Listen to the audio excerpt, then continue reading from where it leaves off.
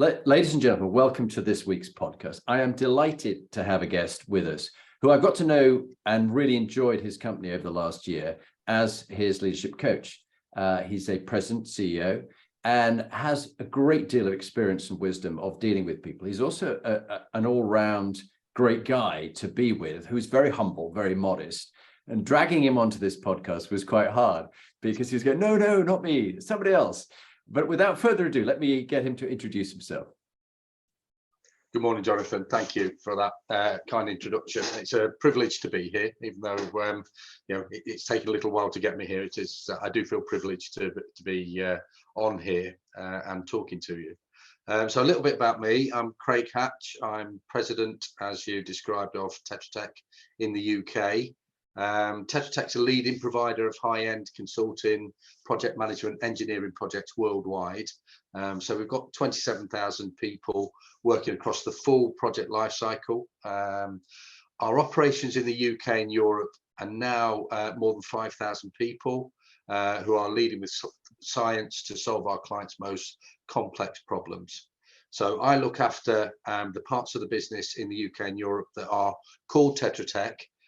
We do have sister companies like RPS, Hawley, NDY and Pitto Associates, who are also part of our European operation.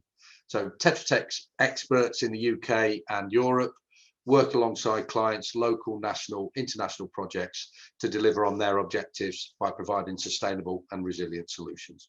Well, great. I mean, it's a lovely way of capturing it. And of course, there's a lovely connection for us in that one of my early guests was Danny Payne, who you kept in touch with over the years and realized his talents, and you recruited Danny to work with you. And he always said he found you very inspiring and very modest, very humble. So it's a lovely way of him recommending other people, because this is a referral only podcast. I get agencies want their people on, but I've just got to have inspired leaders recommending other inspired leaders, which takes us on nicely to the topic of inspiring leadership, what it means to you. And who would be the two CEOs that you know that you'd recommend and that you found inspiring? Maybe a female inspiring leader and a male inspiring leader. Yeah, from a personal perspective, I worked with somebody for too short a period of time, actually, somebody called JC Townend, who's currently the chief executive of LHH. JC was my managing director and a true inspiration. I learned a lot from her in around about an 18-month period of time that we worked together, and we stayed in touch afterwards. So yeah, she's just somebody that just had the right culture, wanting to improve the business, improve you, very much fit with my values of leadership all the time, and just being authentic and just being an all-round good person who was knowledgeable and supported all the people that worked for her. So I found her very inspiring, probably the most inspiring leader that I've worked directly for. The other person I would say is my current chief executive, who's called Dan Batrak, who leads our global operations. Dan's quite an understated person, so he probably won't thank me for calling him out on this, but he is somebody that absolutely sets the tone for our business, simplifies the business, makes it easy for us to focus on the important things, the clients and projects and the people that we have in the business to drive it forward. So Dan, he is understated, but a really inspiring individual. Great. And it is interesting that in my experience and research, and I think you and I have talked about this before, that many of the CEO level inspiring leaders are often modest introverts. And we found in the public domain, you've got the sort of Trumps and the Boris Johnsons and the Liz Truss, who are all promoting themselves, and Matt Hancock and people like this. And we don't believe them. And they don't have the authenticity or the role modeling of humble humanity and a bit of humility and a bit of humor that makes them real people. And I think often people think they have to be an extrovert to be the president or to be the CEO. Actually, many of them, in my experience, are introverts who are quite quiet, quite thoughtful, and they've learned to be extroverted at times, but it's the reflective bit that makes them so good on the strategy and the long-term things and caring about other people. What's your thoughts? Yeah, I really agree with all of that, really. I mean, leadership as far as I'm concerned, it means being someone others want to follow and therefore do follow. And then there has to be an authenticity about that, as with you as a person. Yes, you are on show, but you've got to be your true self at all times. And that's something that I've learned in my years in business. I've been working in business now for around about 40 years. And it's something that as I have got more experienced, I've managed to get better at that, and sort of, just being my just myself. It's all I've got. Yeah. So just being a true person, a real person that people can choose to follow or not.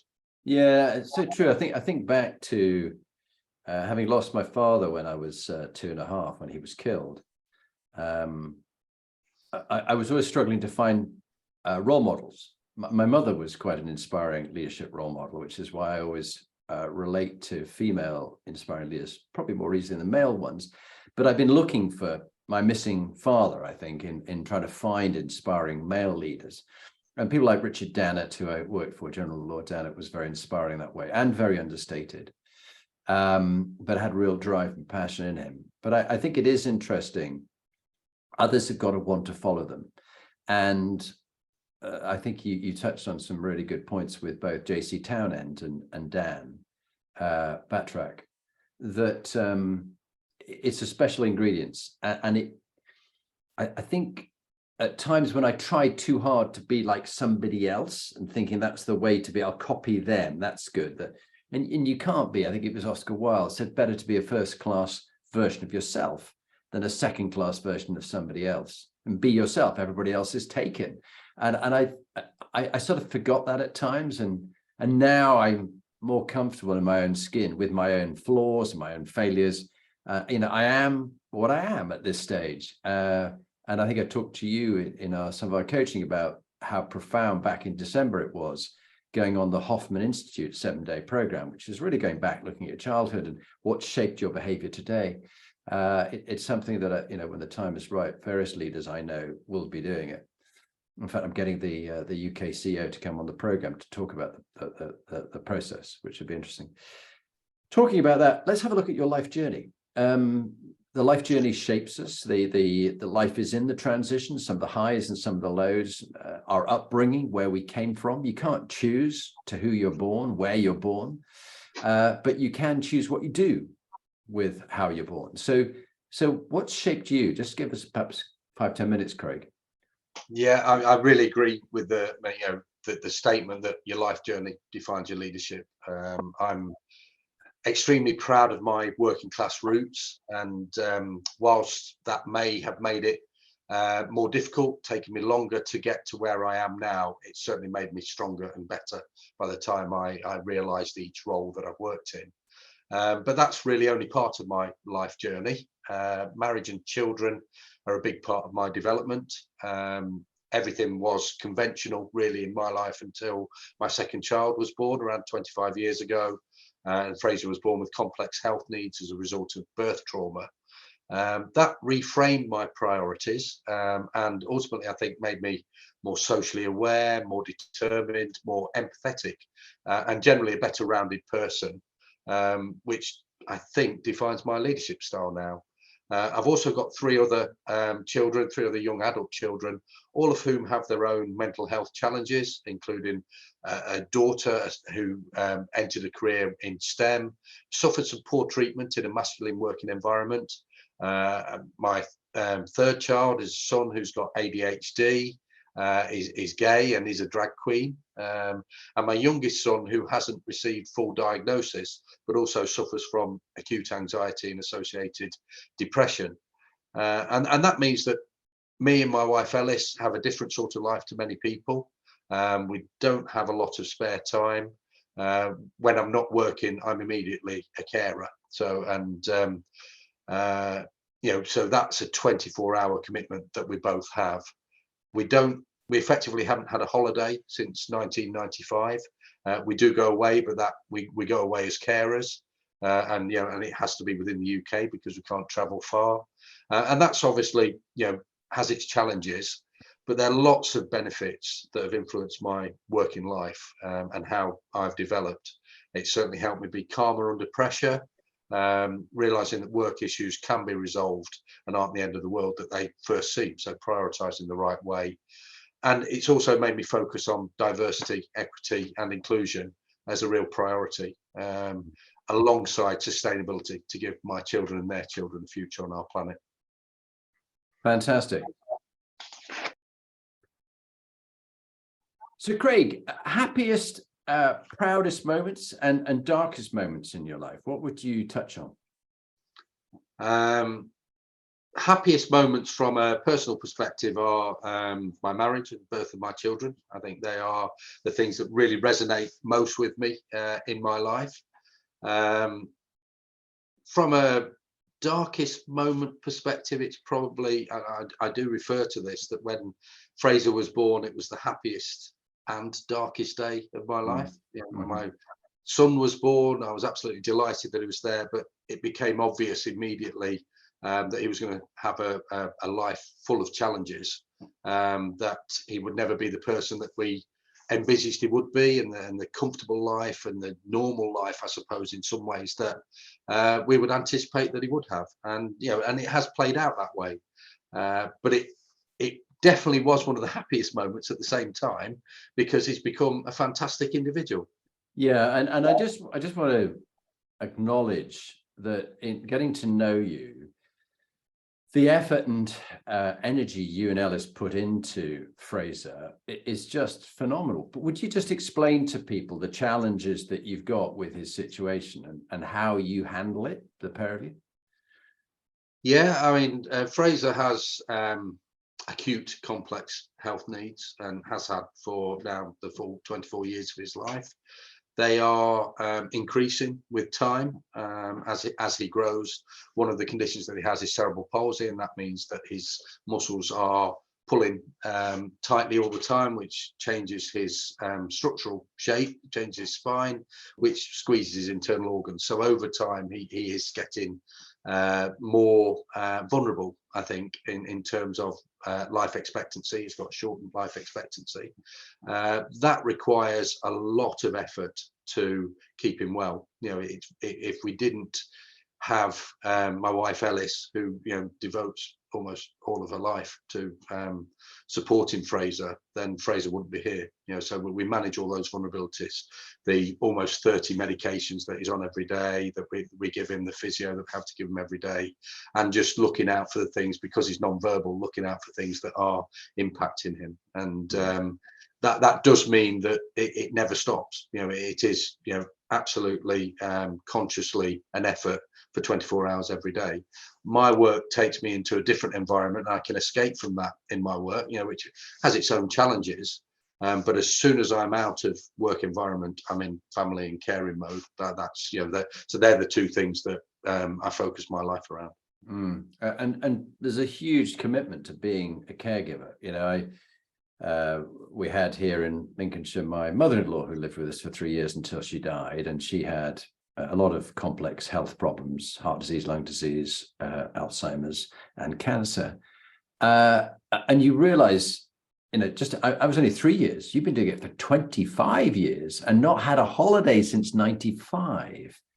And it does take its toll. But I just want to call out that you and Ellis seem incredibly humble by the whole process. It must teach you things which probably make you certainly a better leader. And the situation you explained with your son, who's gay and a drag queen, and other complex problems for the other children, it must give you another perspective where you are not so judgmental and not so critical of other people. Who am I to judge them? I don't know. Do you want to say anything on that?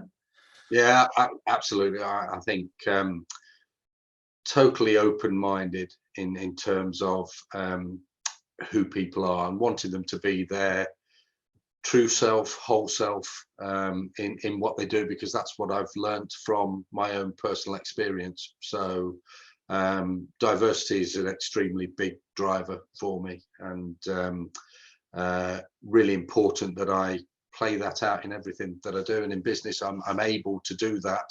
I get frustrations when I can't implement things as quickly as I would like, but it is definitely one of my life missions is to try and enable people from whatever their background, whatever their circumstances, to achieve what they can achieve.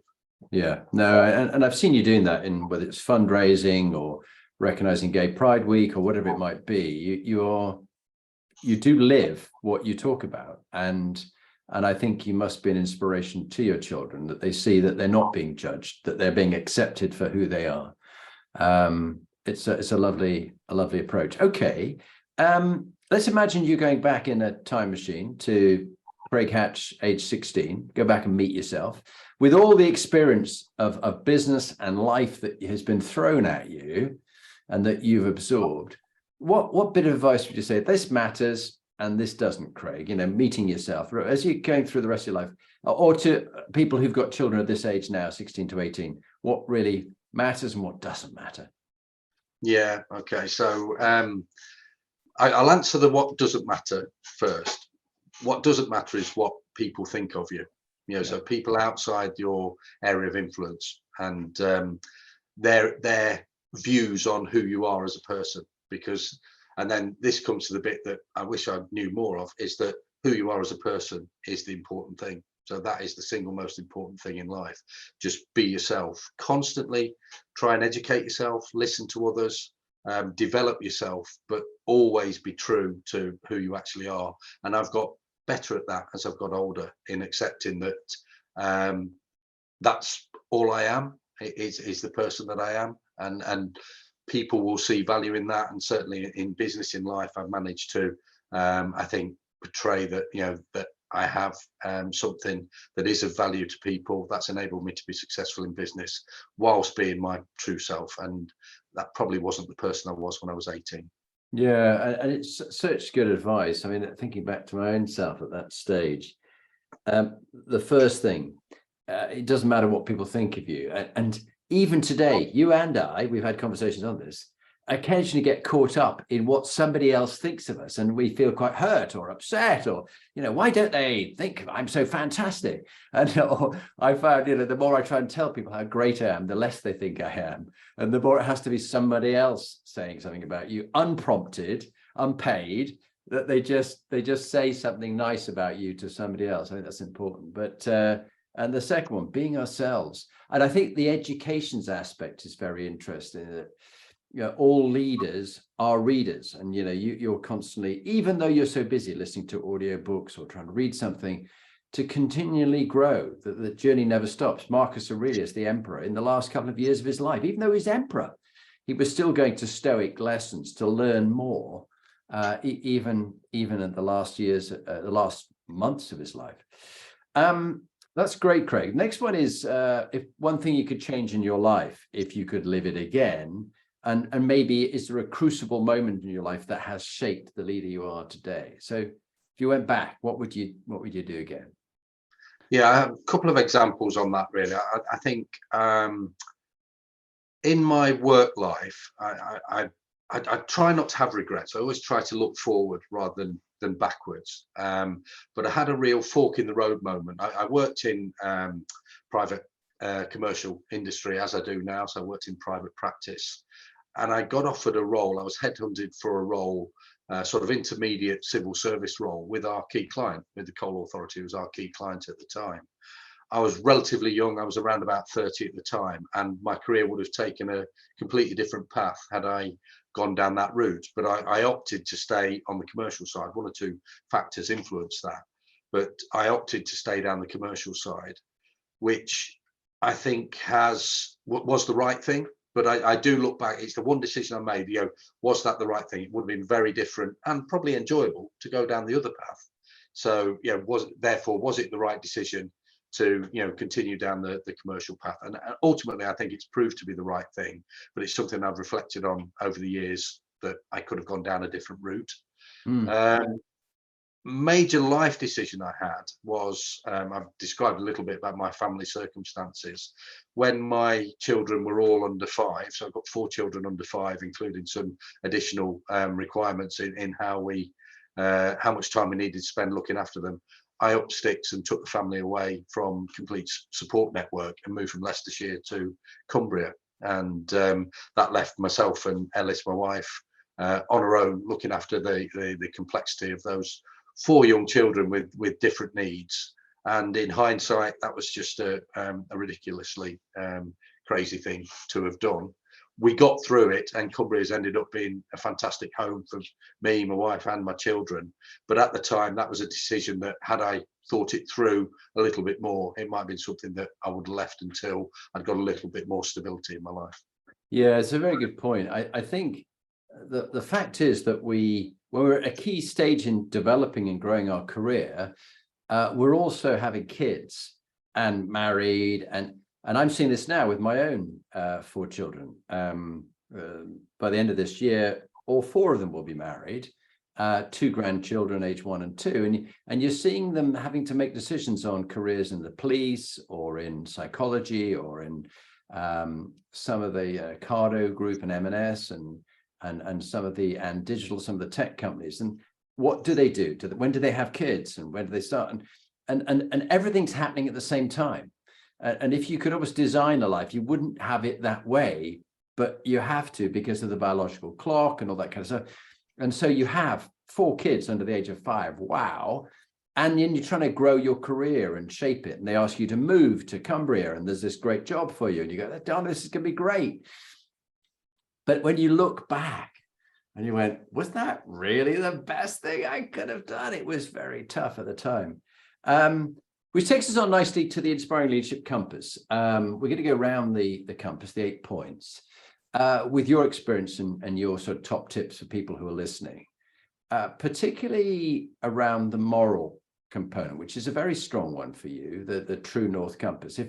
If you were to say a tip that you found has served you well around the moral compass, what would it be, Craig? I think honesty, and being my true self. I sort of have a little bit of a saying that every day is a new day in bringing in new circumstances, new things to consider. But the consistency that I'm able to provide is because I'm always honest and always looking to do the right thing. And I think that single value makes you able to make better decisions and action them more quickly, because you're doing things, you're not having to overcomplicate it, you're just doing the right thing all the time. And that has been incredibly important to me. I honestly don't think I've knowingly told a lie for decades, because there isn't any value in it. And if I ever did that, that would be something that would be really slipping in terms of my moral values. Yeah, no, I think, and people I've known who've gone through different circumstances, or they've been caught in marital problems or affairs or whatever it might be, and then they sort themselves out and they get back on the straight and narrow again. They look back at that time and they just really regret it. But to be woken up at sort of 2 a.m. and being asked a question, and you don't have to make it up, you just tell the honest truth. That's where I find it's just makes life so much easier. But people think they have to add lots of complexity and stories upon stories in ways that people, and I think of Boris as a classic, when his lips are moving, he's lying. It's just, but why can't they just tell the truth? But people they mistake charisma for inspiring leadership. Someone who's wild and fun and flamboyant and hair all over the place. But that's not inspiring leadership. That's not high integrity, as you're talking about. Okay, I love that, Craig. Purpose and meaning, PQ is the next one round. Your calling, your vocation. I'm already picking up that, your family and looking after Ellis and Fraser and the other children, the other 3, that's calling it itself. If you did nothing else, but you were also the president of Tetra Tech UK. So what gives your life meaning and purpose? So we discussed the family perspective, and I think things that are important to me, I bring into my work, I bring into what I do outside work. So I mentioned that I'm a carer 24/7 outside my involvement with Tetra Tech. I also chair the National Sick Children's charity WellChild, and that is something that, as somebody that's been through the experience that I've got, I've worked with WellChild for around about 10 years as a parent advisory group, as a parent ambassador, as a trustee, and now chair. which supports families like ours. So it's giving back on the experiences that I've had in my working life, and that's incredibly valuable to me. It's challenging to fit that in, but it is something that I do. I've mentioned sustainability as being the key driver. That's for the future of my children, my grandchildren's future, my nieces, my nephews. We need to do something about the global warming. It needs to be something that we do. So again, that's something I feel passionate about, and I chair the Clean Energy Panel and the Cumbria LEP, and get involved in how we can develop clean energy, not just in Cumbria, but for the benefit of the whole UK. And then in the work environment, it is the time that I can give back for development and mentoring of colleagues at all levels, and that's something that I do. I probably have 7 or 8 people, 6 internally, 2 externally, that I mentor or coach to different degrees to reflect the things that I've learned. I start all my mentoring sessions by saying, I'm nothing special. I'm an ordinary person, but I've had a lot of experiences. And then when we talk through things that you're doing, things that you have done, I'll be able to just give back to you. These are things that I've done, the experience that I've found, and these are the consequences of it. Yeah, and the limiting constraint that we have, the resource we have, is time. And one of the things you and I have talked about is we have to be careful of not becoming workaholics, that we throw ourselves in so much that we're over giving, and then who's looking after us, which comes on to nicely into the third component, health quotient, of what makes high performing leaders. And you've been doing things like marathons and stuff like that. You also are very conscious, particularly with the mental health challenges for your children, of looking after your own brain health. So what would be your top tip on physical health and on brain health that's helped you, that you'd advise others to perhaps adopt? Yeah, I think it's probably linking those two things together, Jonathan. I think sport has always been very important for me. It's always been part of what I've done. I didn't realize some of the drivers for doing that until I stopped, and then and I became not just unhealthy physically, more unhealthy physically, but more unhealthy mentally. And it wasn't till I started to run, I took up running about 20 years ago, that I realized the benefits to both of those areas that it brought me. I don't think I would be able to reason in the way that I do unless I ran. It is something that really helps my mental health. It helps me set me up for the day. I'm an early riser, and so I take my kit out with me wherever I go. I stay in hotels all around the UK and around the world.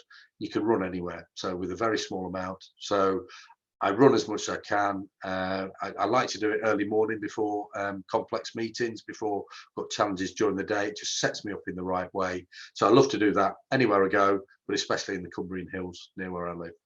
Yeah, no, I do admire you for that. And you did the London Marathon recently, didn't you? Was that right? I did. So in the 20 years that I've run at least one half marathon, a formal half marathon every year. And I've run 6 Great North runs. I've run 3 London marathons now. Last year I did them both for the first time, which may be my last one. But I've said that before, so we'll wait and see. Oh, well done. I'm really admire that, and particularly as a fellow marathon and triathlete, I think it just gives that extra challenge. Often you're just doing it against yourself. You don't have to do it against anybody else. I've been doing triathlons for the last 5 or 6 years, and it's just against myself, just seeing how it goes. On next to emotional and social intelligence, you talked about JC Townend, who had good EQ. You didn't specifically say that, but I know, having met JC, I found her as you described her, and I'm looking forward to having her on the Inspiring Leadership podcast, because I did find her a very inspiring leader. When in my days when Penna were being acquired by Lee Hecht Harrison, and I think EQ is a skill that's hard to learn, and particularly for people who are neurodiverse and have some other challenges reading it. And I'm neurodiverse, but mine is more the dyslexia and dyscalculia of having problems with that. But it is a skill you can teach people. It's like a language. And what's your tip about, developing good EQ? The main tip I would give is to grow your listening skills. So, and you mentioned JC. JC was a great listener, and therefore she was able to influence things because she took on board what was being said from a wide variety of people and different viewpoints, and then sort of taking decisions in the right way. So I would like listening to be a strength of mine. It is something that I've worked on over the years. I don't think as youngsters it's something that we're naturally good at. So it is something that I've really focused on in recent years. I don't hide my vulnerability.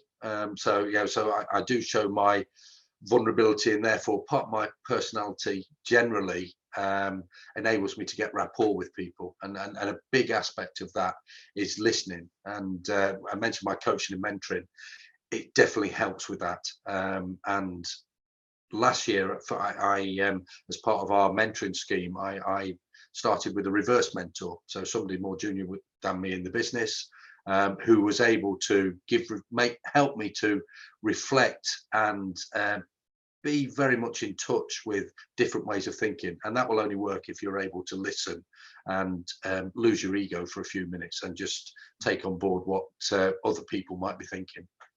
That's so true. I'm listening to an audiobook about adult relationships, and our ego is the thing that gets us in the way. The fact that we have to be right, or we don't admit when we're wrong, or whatever it might be.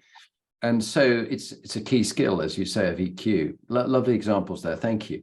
Moving on to the next one, CQ, cultural intelligence, collaborative, cognitive, and cultural intelligence. But a big part of this is diversity, equality, and inclusion. So what tip would you give to people to be more diverse in the way they engage people into an organization, more inclusive in the way that you do that, and to have greater equality? What would you say? I think it's by being open and constantly inquisitive. So learning from other people that might be different to yourself, and then consciously inquiring, finding out more. So not just listening, but digging a little bit deeper. How is the experience for you? How can we influence that better? Discussed how my own life is very different from other people's. But on the face of it, nobody would know that. I'm a straight white bloke whose name is easy to pronounce. Other people have different challenges to that. And I mentioned, therefore, how important equity and equal opportunities is for me. And so, therefore, understanding the challenges of people, that everybody comes from different backgrounds, have different ways of looking at things, and just engaging with that in as open way as you can.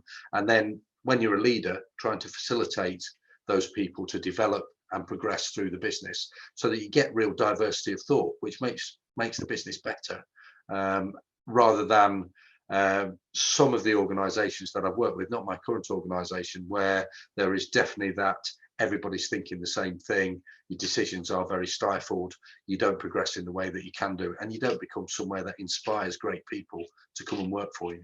No, I think you are someone I think other leaders should have a chat to about not only your own experience in life, but also the fact that how, as a straight white male, you're encouraging diversity, equality, and inclusion. And at the same time, I don't think we should apologize for being who we are, how we're born, and the choices we make.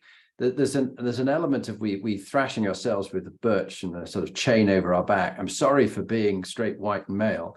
It shouldn't be, but you must be inclusive and respecting others and their differences and not making them wrong. They're just different, and that's their experience, and to understand that, and particularly this matrix of different leanings people have and inclinations, whatever it is, to understand people better. And I thank my daughter as well, particularly for that, and my wife, who are very good at keeping me that open mind.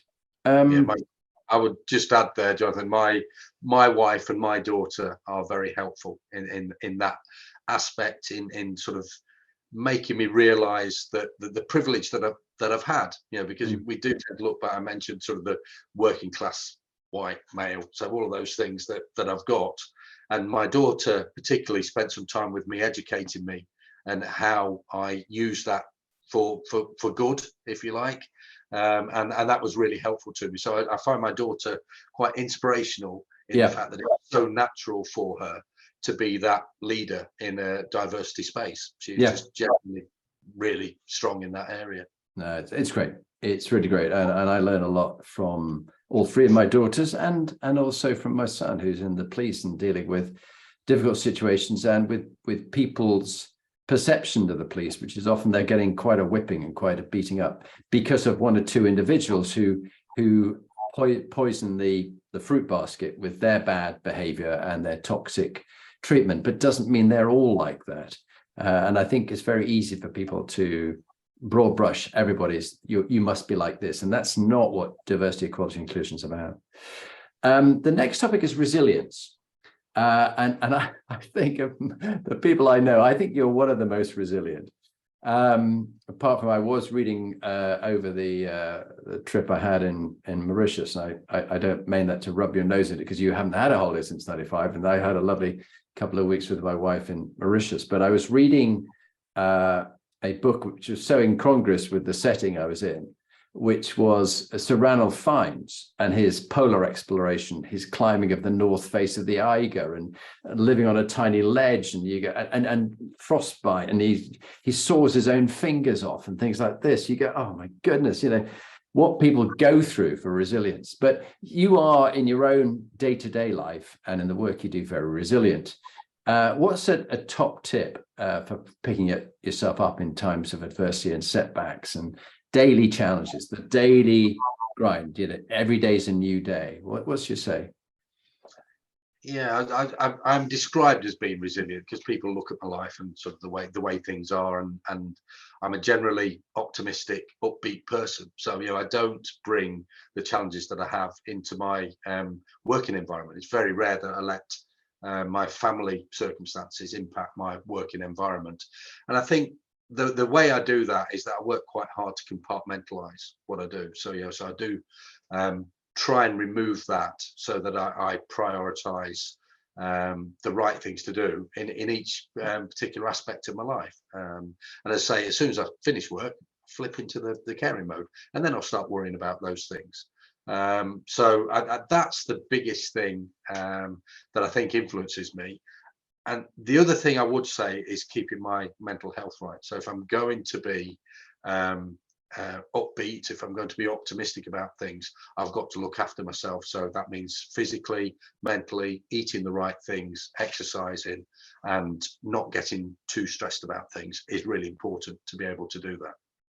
Right. Well, that makes a lot of sense. And the next one is brand, the brand reputation, image, and impact. What people say about you, Craig, when you're not in the room. What have you learned from 360s and feedback from other people on yourself? So some interesting things. So some interesting things on that. I'm very conscious my brand is just me, and mentioned my authenticity, and that when I mentor people, I say that I'm nothing special. I honestly believe that. So I am reflective of the fact that I'm just an ordinary person who's come through different experiences, and I'm one person within the organization. Just my role is the role that I'm doing. So I do get feedback on resilience. I get feedback on my vulnerability. I get feedback on authenticity as being strengths of what I am. But there are some other things in there that you don't see, because what I anticipate is that so you mentioned Boris Johnson, when he opens his mouth he's lying. I expect, because I don't lie, I expect people to believe me straight away when I say this is what we're doing, this is what is happening. And sometimes I can miss the important aspect that people need a little bit of convincing for that. They don't accept it on face value. And therefore on 360 feedback, a couple of times I have found that I actually think more of myself than some of my colleagues do in certain areas. So that's something that I have to reflect on, and I'm consciously working on at the moment. No, it's great, and even discussing it through with you. 360 is such an important thing for us all, and to get feedback on what you do well and areas you can improve on. If we're not open to learning, it's almost a bit like a shark. It's got to keep its fins moving. If it stops that, then it will die. It's got to keep it. And I think we, as leaders, have a small death if we don't learn and are open to improving ourselves. We go, I've arrived here. Look at me. I don't need to learn anymore. I'm not interested in what other people think. That's a big problem. I know we shouldn't worry so much what others think, but at the same time, you should be aware of the impact you have and people's perceptions of you. And is that really what's good for your organization? Not only for you, but for the good of the organization. Legacy, the final of the 8 components before we go into teams and books and your top tip.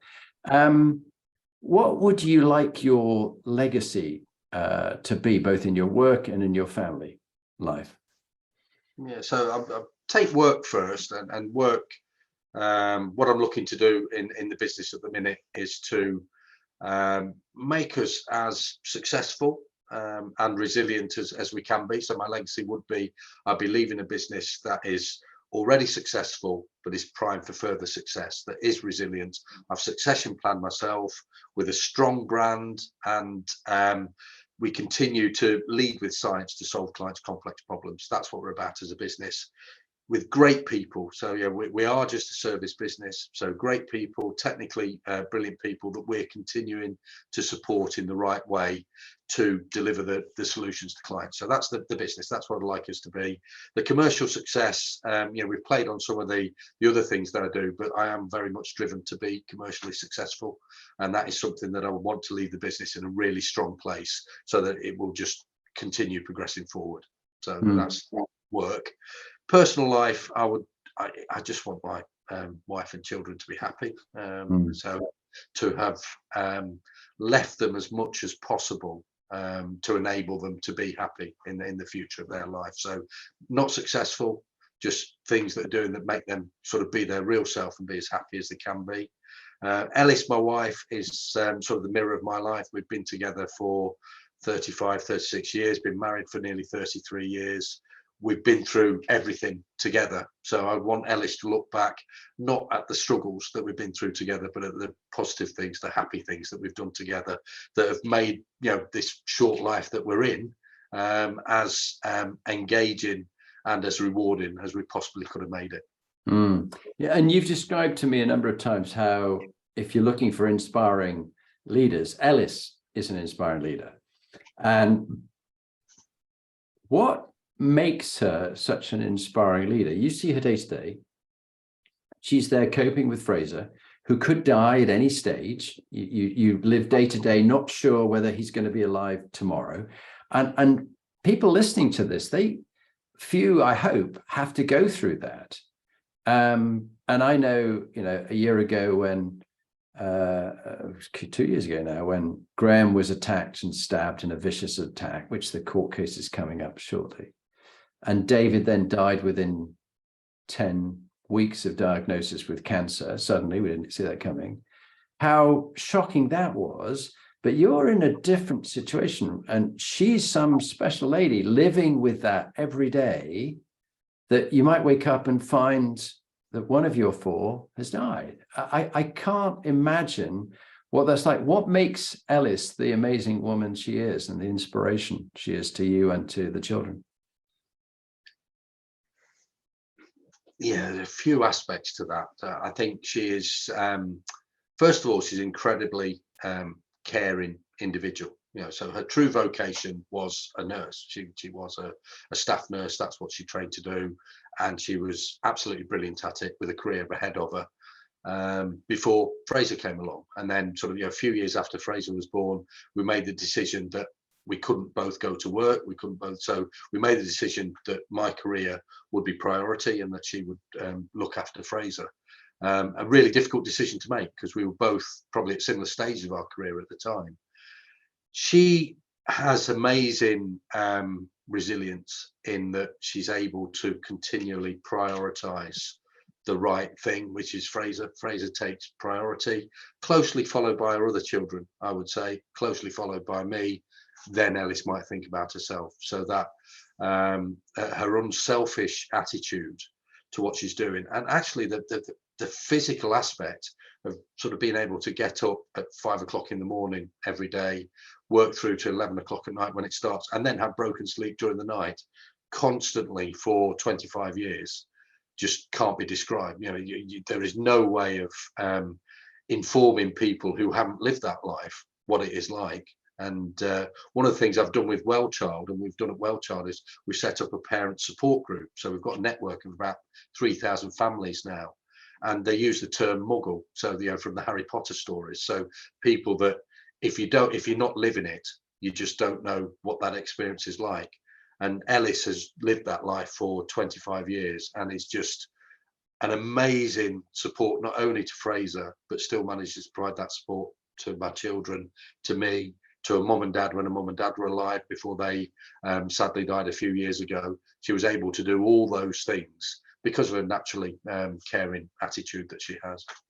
Wow. I mean, it's almost, thank goodness she was trained as a staff nurse with that whole ethos of sustaining people through illness, and coping when you're thrown with difficult situations, that she almost like switches into staff nurse mode, I imagine, to manage that. But the sleep deprivation of like 6 hours a night of broken sleep. I know when we've obviously going up with 4 children, but 2 stepchildren, but with grandchildren staying with us as they're living with us for a few months while they're trying to move home. That's quite broken sleep. And we sort of ended up with a little person, age 1, in bed with us because they've woken up and the parents are shattered. You know, our son working in the police with his shifts, and then he's away perhaps for some period of time. So his wife, Kirsty, is managing on her own, and she's often exhausted because either one or other of the children are up. But to have this going on for 25 years, and it will continue for however long Fraser is blessed to live with. So I just don't think I could quite understand how challenging that is. And I just want to, I don't know, for what it's worth, on this Inspiring Leadership podcast, just acknowledge you and her, but the way there are other people out there giving their lives to keep others alive, and make their lives better. But at the end of the day, who's looking after Ellis? And I would hope that your charity and others can find some time when you might get a bit of respite care so that she could at least sleep, even if she doesn't want to go on a holiday. Just so that there's that. Is that ever possible that you get a bit of respite help? It used to be. It isn't possible at the moment. We can't get enough personal assistance for Fraser, for Ellis to get the respite that she needs. So we try and manage that between us. You know, we can't at the moment see a night away without Fraser. And there's a really big family event that's coming up later this year. Ellis's niece, my niece Gemma, is getting married in Australia, but it's Ellis's sister's daughter.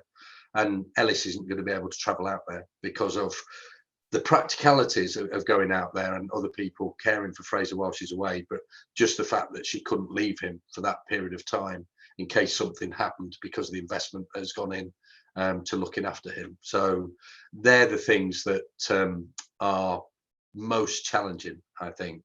The day-to-day, the respite, we try and support each other through that, but not being able to get any sustained break, missing family events. Ellis and Fraser weren't able to come to the funeral of my mother recently. My mum died in January, and we couldn't practically get them down to the funeral in Leicestershire. And they're not things you would normally have in a family environment. So they're additional challenges to the day-to-day that we have to manage. Yeah, I'm really sorry about the death of your mother back in the end of last year. That was a tough time, and I think people who have to go through that incredible amount of resilience day after day, month after month, year after year for 25 years, very special people. And I think it's given you a special kind of leadership skill by living with someone who has that attitude, and you have to help out with the caring as soon as you're back. It makes you take nothing for granted. That's what I've experienced with you, and that openness to not judge anybody. Yeah. Because you don't know their story. And I think this is the big message for me, time and again, wherever I'm in the world, meeting different people or day to day on these calls. Never judge someone else until you know their story, until you know what they're living with. And we make all these sweeping assumptions. Let me tell you this, let me tell you that. Well, do you actually know I know a lot about that, or I've actually got more experience of that than you have, but you haven't asked me, because you make all these assumptions. So that leads me on to, in a slightly different way in your work, to executive teams. You've worked with a lot of executive teams over the years. You've led them, you've built them. You've got your own leadership team for Tetra Tech UK. As you grow and develop and morph and evolve with your constant growth in your organization, exciting times for you. You had a recent event with 150 of your leaders, and you had your European boss came over for that. When you're trying to turn a slightly toxic team, or there's a toxic individual in a team, but the team isn't kind of performing, what's been your experience, and what have you seen work, and what have you seen not work in creating a high-performing team from something that's quite toxic? Yeah, I think a key aspect for me, and it's something you need your leaders to be people that are on the bus going in the same direction, and you need everybody supporting you to do that. So you need to surround yourself with great people, diverse strengths that complement who you are, but are also pulling in the same direction as you. And so, that toxicity that you mentioned, that's their people that aren't pulling in the same direction. Don't be fearful of employing talent that might challenge you, you might feel that's stronger than you in certain areas, because you need that challenge. You need to encourage debate, and then joint ownership of the actions.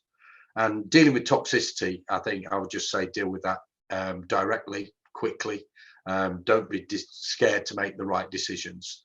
There might be people that you like, but they're not going to be part of the future of the business. So do it with as little fuss and as much humanity as you can, but deal with it very quickly. Yeah, great advice. Great advice. Thank you for that, Craig. Penultimate question is books that you've been reading recently that you'd recommend to others. What are the books, and why have you found them useful and would recommend them to others? Yeah, okay. I like to continuously develop, so this answer might vary from week to week of which of the leadership books that I like.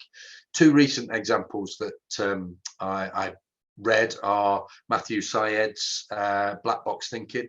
So looking at learning from, I call it learning from experience. I think he referred to it as learning from failure, is very important, and getting the details right. That constant strive for doing the right things the right way 100 times a day is really important. And then the current book I'm reading is Essentialism by Greg McKeown, and that's quite relevant to me in that I have a lot of things to prioritize, but trying to really narrow it down to what are the important things that are going to make a difference. I only have limited time. What are the things that are going to really make an impact to me on that day and to the business on the longer term? Yeah, really good. Thank you for that. So, Craig, now would you finally introduce yourself as you did at the beginning, and give us your 2-minute top leadership tip for other people? Yeah, I'm Craig Hatch. I'm president of Tetra Tech in the UK. Tetra Tech are a global management and technical consultancy with 27,000 great people around the planet, leading with science to solve clients' complex problems. Within UK and Europe, we have 5,000 of those professionals providing a wide range of services to clients in our geography. The top tips, I would say, the first one is don't cheat. Always be honest, always lead with integrity at all times. That is fundamental to my beliefs, but it also, I think, inspires others to follow you. Be a good listener, take on wide views before making decisions. don't avoid the difficult things, always deal with them head on and quickly. And then one I try and instill in all my leadership team is lead with example all day, every day. Yeah, fantastic. Well, look, I've seen you apply those tips, and thank you, Craig, for being on the Inspired Leadership podcast. I've thoroughly enjoyed it, and I just want to acknowledge the great work you're doing in Tetra Tech, but also the couple that you are, yourself and Alice, looking after Fraser and your other children. So thank you for being on the show. It's a pleasure. Thank you, Jonathan.